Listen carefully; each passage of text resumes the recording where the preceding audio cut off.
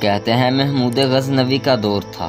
ایک شخص کی طبیعت ناساز ہوئی تو وہ طبیب کے پاس گیا، یعنی حکیم کے پاس گیا اور کہا کہ مجھے دوائی بنا کے دو۔ طبیب نے کہا کہ دوائی کے لیے جو چیزیں درکار ہے سب ہے سوائے شہد کے، تم اگر شہد کہیں سے لا دو تو میں دوائی تیار کیے دیتا ہوں۔ اتفاق سے موسم شہد کا نہیں تھا۔ اس شخص نے حکیم سے وہ ڈبیاں پکڑی اور لوگوں کے دروازے کھٹکھٹا لیے، مگر ہر جگہ مایوسی ہوئی۔ جب مسئلہ حل نہ ہوا تو وہ محمود غزنوی کے دربار میں حاضر ہوا۔ کہتے ہیں وہاں ایاز نے دروازہ کھولا اور دستک دینے والے کی رواداد سنی۔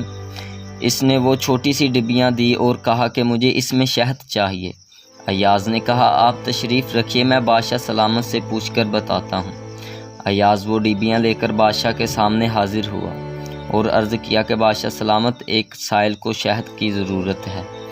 بادشاہ نے وہ ڈبیاں لی اور سائڈ میں رکھ دی۔ ایاز کو کہا کہ 3 کین شہد کے اٹھا کے اس کو دے دو۔ ایاز نے کہا حضور اس کو تو تھوڑے سے شہد کی ضرورت ہے، آپ 3 کین کیوں دے رہے ہیں؟